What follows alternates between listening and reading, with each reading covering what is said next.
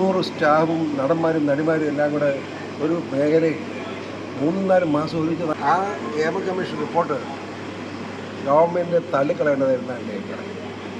കാരണം മനുഷ്യ സഹജമായ ദൗർബല്യങ്ങൾ കലാകാരന്മാർക്ക് കലാകാരികൾക്കുണ്ടാവും.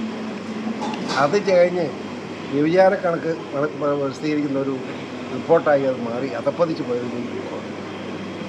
വളരെ ദുഃഖമുണ്ട്. സത്യം എന്താണെന്ന് വെച്ചാൽ ഇപ്പം ഈ പ്രേം നസീറിൻ്റെ കാലം വരെ നോക്കിയാൽ, ഷീലയുടെ കാലം വരെ നോക്കിയാൽ എല്ലാം എങ്ങോട്ടുകൊണ്ട് കാണും. ഈ ലോക കൃത്യമില്ല കലാകാരന്മാർ കലാകാരികൾ. അത് തന്നെ ഒരു സിനിമയുടെ പ്രത്യേക ഷൂട്ടിങ് ഒരു 300 സ്റ്റാഫും നടന്മാരും നടിമാരും എല്ലാം കൂടെ ഒരു മേഖലയിൽ 3-4 മാസം ഒരുമിച്ച് താമസിക്കുകയാണ്. സ്വാഭാവികമായി ഇതൊക്കെ സംഭവിച്ചു. അത് പിന്നെ അത് സംഭവിച്ചു പോയാൽ 10 വർഷം കഴിഞ്ഞാണ് ഇപ്പോൾ പരാതി പറയുന്നത്. നാണം കെട്ട ചരിത്രം. അത് പറഞ്ഞ പെണ്ണുങ്ങളൊക്കെ ആ സ്ത്രീകളോട് പറഞ്ഞ് വളരെ കുറച്ചുപേരുണ്ട്. മാന്യതയുള്ള ഒരു പെൺകുട്ടി അങ്ങനെ പറയത്തില്ല, ഒരു സ്ത്രീകളും പറയത്തില്ല. കുടുംബജീവിതം ആഗ്രഹിക്കുന്നത് പറയില്ല.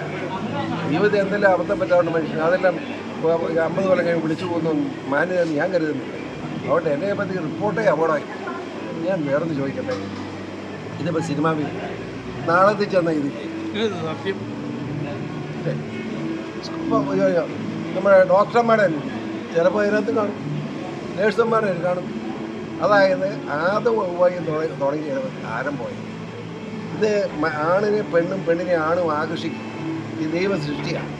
അതെന്തിനാണെന്ന് വെച്ചാൽ സന്തതി പരമ്പരകൾക്ക് വേണ്ടി, തലമുറകൾക്ക് വേണ്ടി ദൈവം മനസ്സിലായി. തലമുറ നിലനിൽക്കാൻ വേണ്ടി ദൈവം ചെയ്തിരിക്കുന്നതാണ്. അതിന് വഴക്കുണ്ടാക്കേണ്ട തന്നെ കാര്യം. അതിനകത്ത് പ്ലഷറിൻ്റെ പ്രശ്നമുണ്ട്.